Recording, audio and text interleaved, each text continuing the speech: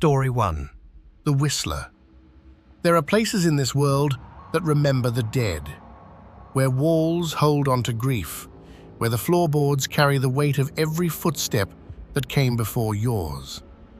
This is a story about one of those places, and about whoever, or whatever, refused to let it go. Act 1. The Inheritance. My name is Evan. I was 28 years old when my life fell apart. Divorce, no savings, nowhere left to go. So I moved into my grandfather's old house, 10 acres of Alabama wilderness, 10 minutes outside a town you've never heard of. He'd been gone a few years. The house had sat empty ever since. Wood floors that creaked, doors that stuck, a cold that lived inside the walls, no matter how high you turned the heat. I told myself it was peaceful. I was wrong. Act 2. The first night it happened. Slow down here. Let every word land. It was the 7th night, almost midnight. I was nearly asleep when I heard it. Whistling, coming from outside. Not a song I recognized, just a slow, broken tune. Off-key, wandering, like someone walking through the woods behind the house, without a care in the world. I told myself it was a hunter, a drunk neighbor. I went back to sleep. The next night, it came back. Same time, same tune. Closer. Act 3. The Pattern. Build tension slowly. Each line should feel like a step approaching a door.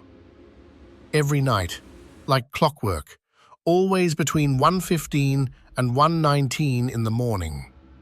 I went outside with a flashlight. Nothing. No tracks. No one running away. Just the whistling, fading deeper into the trees. I called the sheriff's department. An old deputy came out, a man who'd been walking these roads for 30 years. When I told him what I'd been hearing, he went quiet. He said, "Your granddaddy used to call us about the same thing, every spring. For years, we never found anything. Let that breathe." My grandfather had been hearing it too, for over a decade, and he never told anyone. Act 4. It gets closer. Voice tightens, almost urgent now. One night, it was behind the shed. The next night, it was on the front porch, right by the door. 3 long whistles, then silence, then barely above a whisper. The night after that, it came from under the floorboards. I swear to God, like someone in the crawl space, whistling up through the vents, into the room where I was standing. Act 5. What the journals said. Pull back to calm, reflective, like reading something disturbing by lamplight. I found his journals in the attic, my grandfather's. He'd written about it, page after page, year after year. He thought someone was watching the house. He used to sit by the front door with a rifle, waiting. He wrote that it only happened when he lived alone, after my grandmother died.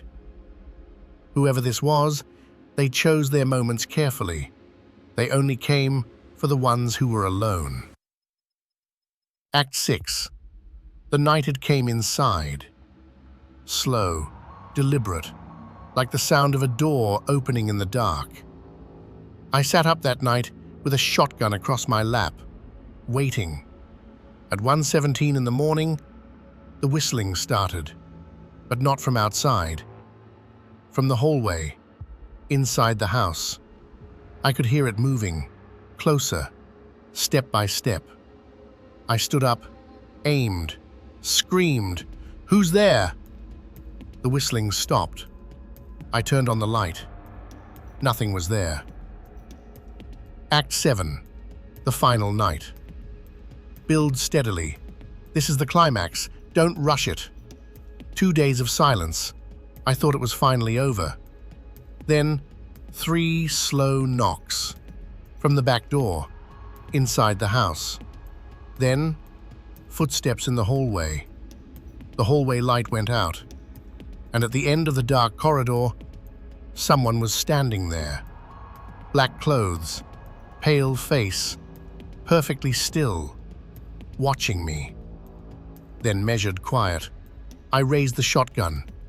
My hands were shaking so badly I could barely hold it. The figure slowly began to turn. I screamed. They ran. I fired once into the darkness and drove into town without looking back. Epilogue. Quiet, almost resigned. The deputy told me something the next morning that I've never been able to shake. Whoever that person was, they had a key to my grandfather's house. How they got it, why they came, why they chose us, I don't know. I left that house the same day and never returned. But sometimes, late at night, I still listen, because some sounds don't stay where you left them.